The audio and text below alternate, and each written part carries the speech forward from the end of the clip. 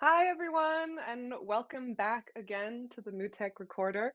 My name is still Claire L. Evans. I am still calling you from Los Angeles, California, which is still and forever the unceded ancestral indigenous land of the Tongva and Chumash peoples. And I'm still your host, but I am only the most visible tip of a larger effort, a larger editorial effort, a sustained publishing sprint, which is happening behind the scenes and very publicly in real time on the Holo magazine website, where my colleagues Alexander and Greg from Holo are live recording the MUTEK Forum as it happens in an evolving dossier format. So every day they're watching all the panelists, as am I, collating learnings, key takeaways, deep dives, fun facts, photographs, hot takes, everything you can imagine, simultaneously experiencing, processing, documenting, and archiving this forum as it happens. It is truly a living document. It's a sight to see. Every day, I will be sharing some highlights from this dossier, from this living document, right here in this stream. But I really encourage you to take the time to browse the dossier on your own time, especially if there are some threads that you hope to pull from this morning's conversations. There's plenty there to explore and see what unravels. We are now on our third episode, I guess, of the recorder. Yesterday, we were joined by the designer and researcher Mindy Su, who shared her cyberfeminist archive with us. Every day, we'll be joined by a different special guest who will share their own interpretation of what recording means to them in their practice. If you're just joining us for the first time, don't worry, we're doing this all in real time, and all we have together is the now, so let's enjoy it. Before we get to today's guest, let's take a little jump over to the dossier and reflect on some of the highlights of the forum today. So here we go. Yes. We began today with a really interesting discussion, a really frank discussion between Love Sega and Matthew Herbert, frankly addressing the issue of sustainability in the music industry and the responsibilities that artists might have to contribute to advocacy and support the good work being done by climate justice groups through partnership with great organizations like Earth%. It strikes me that the conversation about sustainability and music reached a kind of critical mass earlier this year, in tandem with what Sarah Friend called yesterday the JPEG summer of NFT hype, because during that initial upwelling of interest in crypto art, audiences, collectors, and critics alike were really actively measuring the carbon footprint of individual artworks using calculators like cryptoart.wtf, a tool that was ultimately retired after it was found to be being used to harass and abuse artists in this space. But those were heated times, we can all agree. But a consequence of the heated times was a much larger reckoning about the carbon footprint of so many other things that artists take for granted as being kind of part of the cost of doing business. So touring worldwide, obviously, and in gas guzzling airplanes and buses and cars, but also the detrimental ecological effects of printing and shipping, vinyl records and T-shirts and other merchandise, and what it takes to have every song in the world available for streaming on a moment's notice. And that's a really important point. I mean, we think that we are being green because we're not buying plastic cased CDs, but as Love Sega pointed out during the panel this morning, and I'll highlight this for you here, citing Dr. Kyle Devine of the University of Oslo, the transition towards streaming recorded music from internet-connected devices has resulted in significantly higher carbon emissions than any other point at the history of music. And I think that's kind of a sobering statistic. Of course, I think around the time of the great crypto art debates, a lot of the arguments that I saw around justifying this kind of work, about justifying the carbon footprint of NFTs, consisted of comparisons along the lines of, printing and shipping a bunch of T-shirts around the world uses more energy, to say nothing of water, than a single NFT. So should artists no longer make merchandise? For example. And I think those questions were intended to be rhetorical, right, as a way of sort of justifying sort of the relative impact of the different things that we do. But honestly, the harsh reality of it is that if we're seriously considering the sort of ecological footprint of what we do as artists, then yeah, maybe artists shouldn't be making merchandise. Like the planet absolutely does not need any more clothes, right? Like not a stitch is necessary. We have enough clothing to go around to serve us for generations. Now, of course, a lot of artists make their living selling merchandise. I certainly have benefited from that in the absence of touring. And so the economic repercussions of the reality of, the climate crisis, especially during a pandemic, are enormous for artists. We bear a lot of that. And ultimately, it seems to me that there is no 100% environmentally sustainable way to build an economically sustainable career. And that's a difficult reality to face. And I think we all have to make our own calculations about the cost of what we do as artists and as people and as a community. Of course, perhaps the pandemic is an opportunity in disguise in this regard. This is something that was touched on in this morning's panel as well, because it's given us the opportunity to kind of flesh out what, for example, a festival might look like if we opt out of physically displacing ourselves to attend one. But of course, we can't forget to fight the real enemy of fossil fuel companies. I think Matthew Herbert, I'm going to toggle back to the river, pointed out that the pandemic might have been leveraged to make some much needed changes. And our government could have used those opportunities perhaps to do some kind of corrective work in terms of what resources and what industries are subsidized, and perhaps those opportunities have been squandered by opting to support the fossil fuel industry at every turn with bailouts aplenty. But still, our individual responsibilities remain. And if we collectively take this seriously, I think we can move the needle culturally. Moving the needle, another great panel today was the panel on volume and sonic intensity, of kind of long overdue conversation, I think, about loudness and the effect that it has on people who are more sensitive than others, the kind of violation perhaps that experiencing a really sonically intense musical performance can be on the audience. Gabriella HB here suggested that a volume warning could be created for sort of a pre-concert consent experience, something similar perhaps to a restaurant that has a index on its menu items to determine, how spicy the dish is.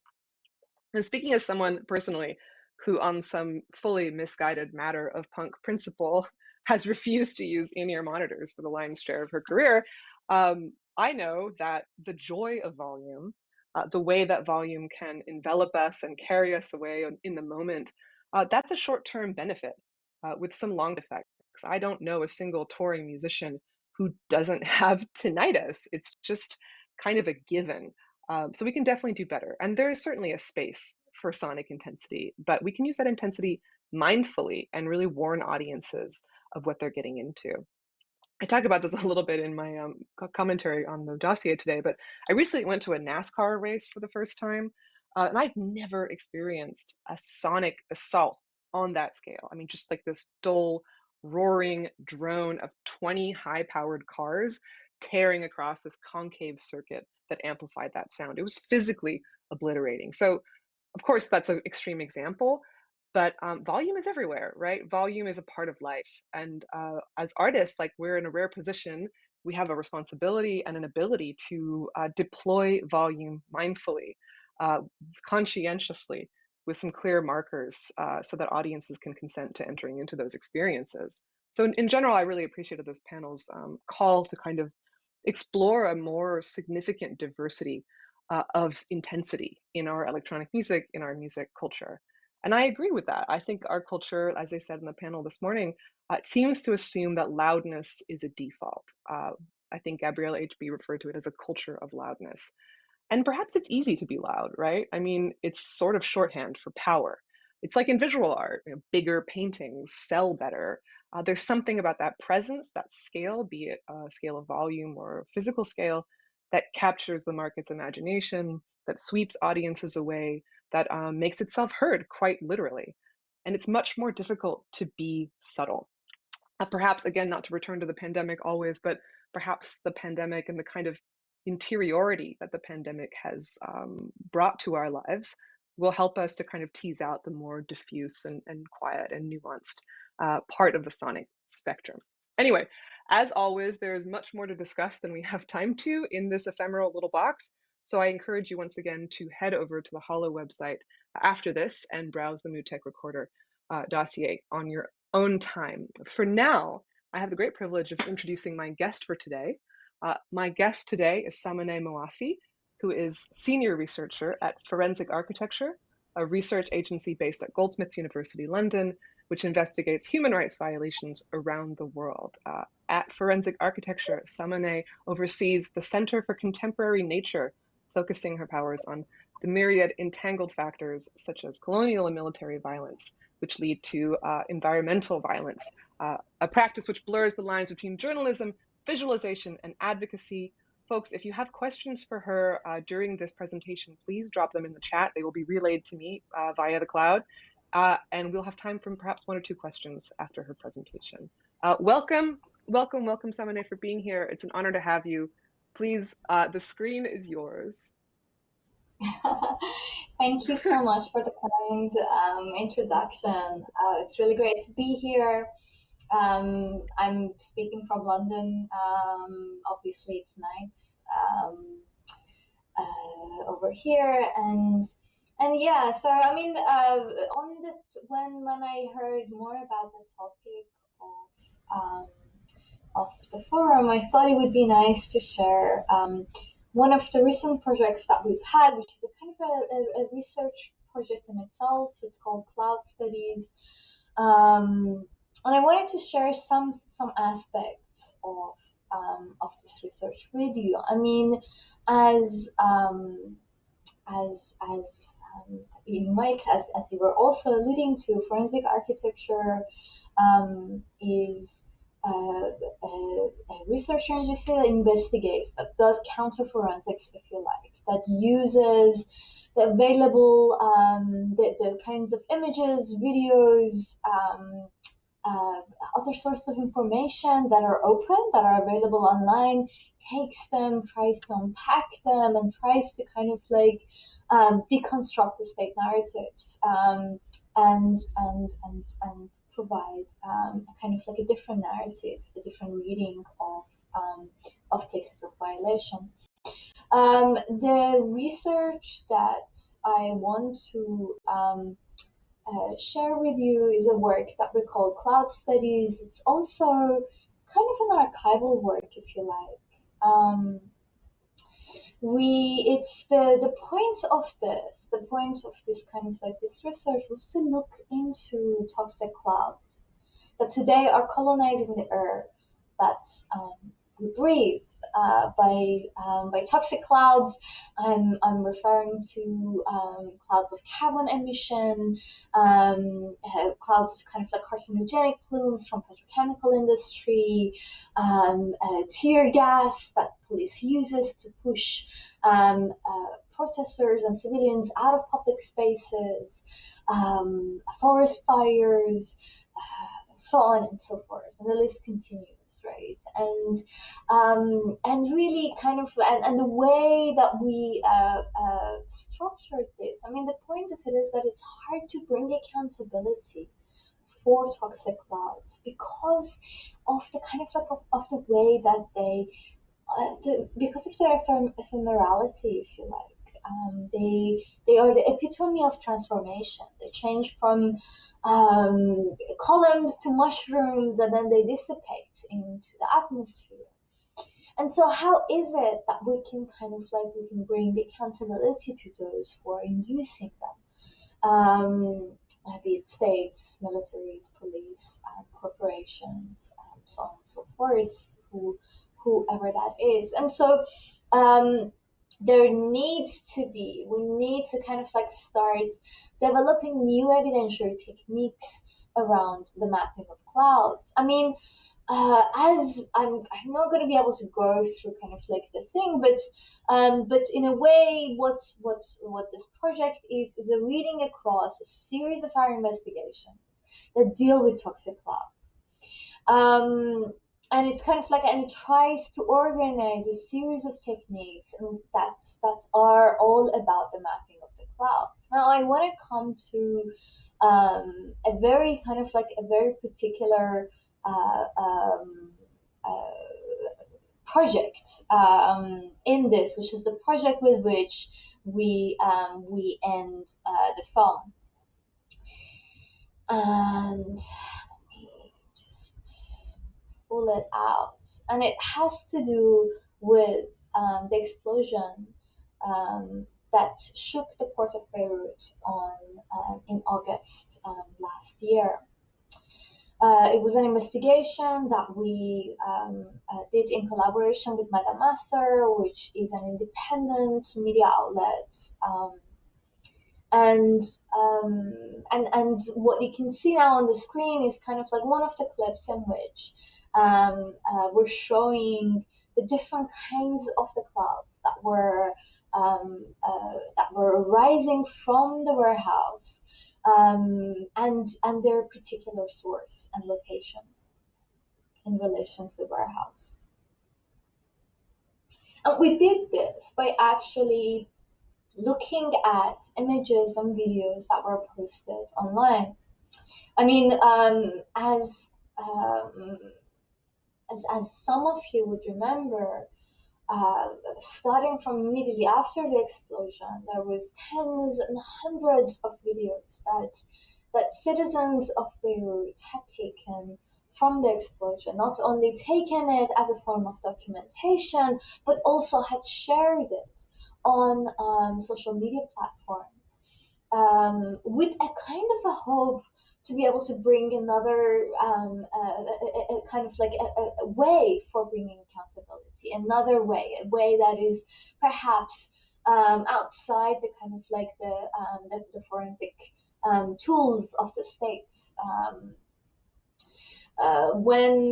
From the kind of like from the beginning, we started looking at footages and analyzing them. Of course, we did not have access to the ports, and so it was only through these images and videos that we could reconstruct the scene. So in a way, like I want to walk you through a little bit some of these images. So for example, this was the first documentation of the port of Beirut.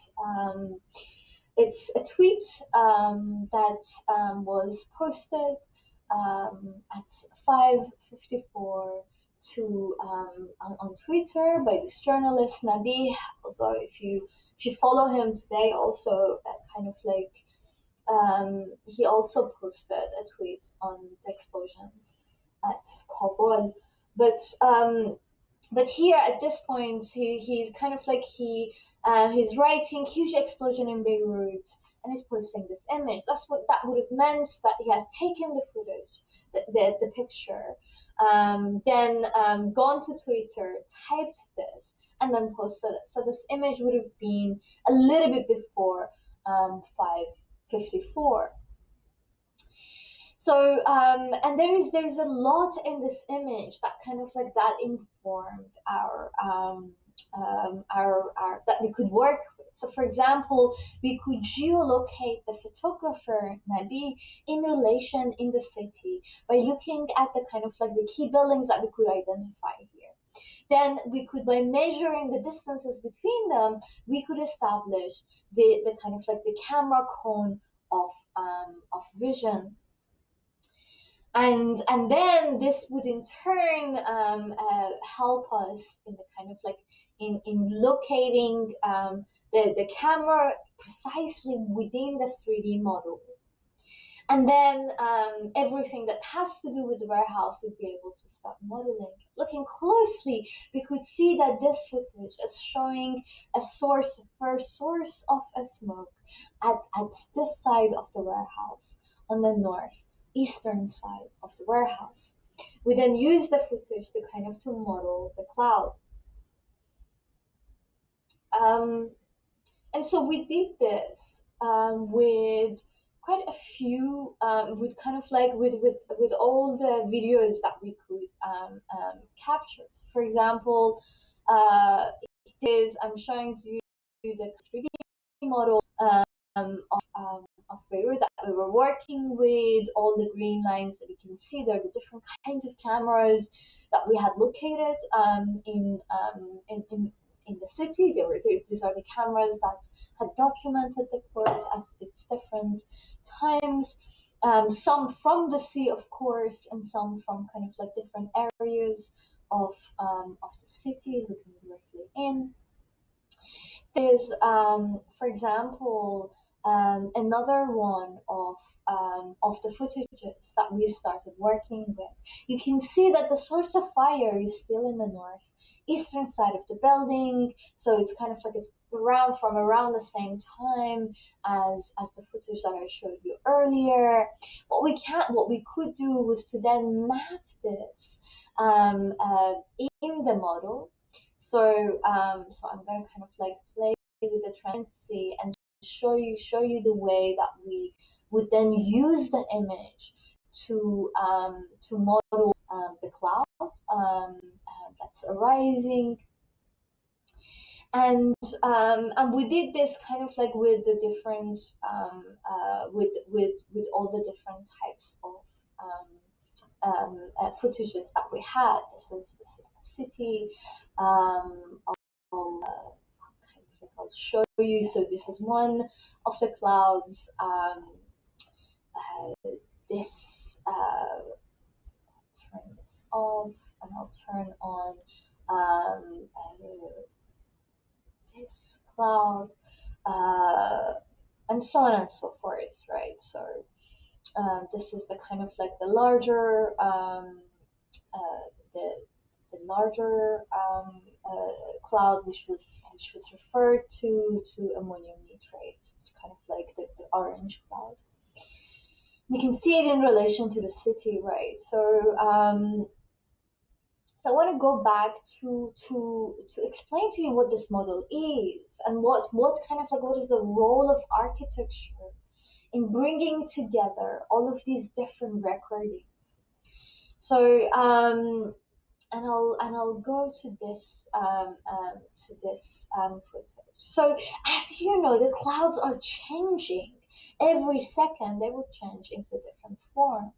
So we could use them. We realized that we could actually use them as a kind of a clock that would then allow for different kinds of footages to be synced to one another.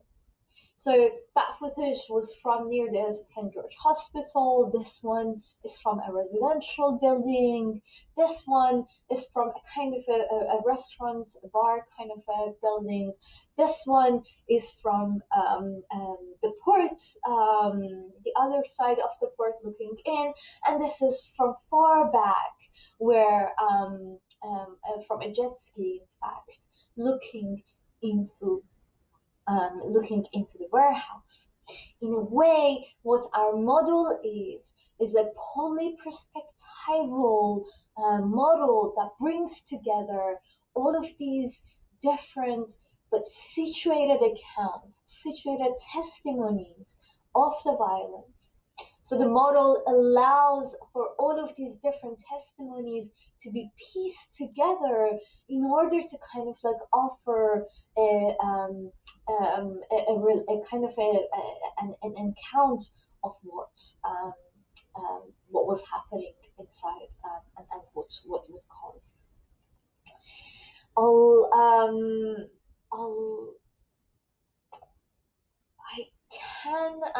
There is kind of like another type of a cloud. I don't know how much time I have. Maybe very quickly I'll go over it. There's another type of cloud that we discussed in the cloud studies film, and these are information clouds. I talk about it in the film and kind of like in the cloud studies research in relation to the work that we did on Syria, on the chemical bombings in Syria, and we talk about these information clouds, kind of like tweets and reports and counter reports that are aimed to obfuscate crimes and fomenting discord. And so in a way, it's kind of like and this is the context of a kind of like of a lot of kind of like a lot of online debates around incidents. Now, the only way, the same way that I showed you that in the streaming model, we were kind of like bringing together different kinds of testimonies in order to kind of build a kind of a coalition, as a case of solidarity between these, a coalition between these testimonies. It's something that we also have to do with denials and with false allegations. Around our exhibition of studies in the Wisworth Gallery quite recently, part of our exhibit was a kind of a letter that we thought we needed to write in solidarity with Palestine. A lot of the cases that are in some of the cases that are in the Cloud Studies film are based in Palestine, are kind of like are looking at cases of human rights and environmental rights violations in Palestine.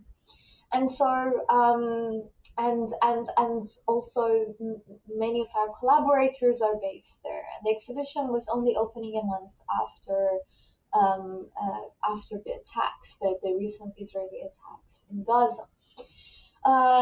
Once we kind of like we had the letter a few weeks after the opening, an organization named UK Lawyers for Israel intervened and requested kind of like posed that our exhibit um, was using words such as apartheid, such as ethnic cleansing, and these words are in their kind of like in their inquiry, they were saying these words have anti-Semitic connotations, which are false allegations, right? So they posed the kind of like they asked the university to take University of Manchester to take down our statement, and they do so. And so UK Lawyers for Israel kind of like reports on this.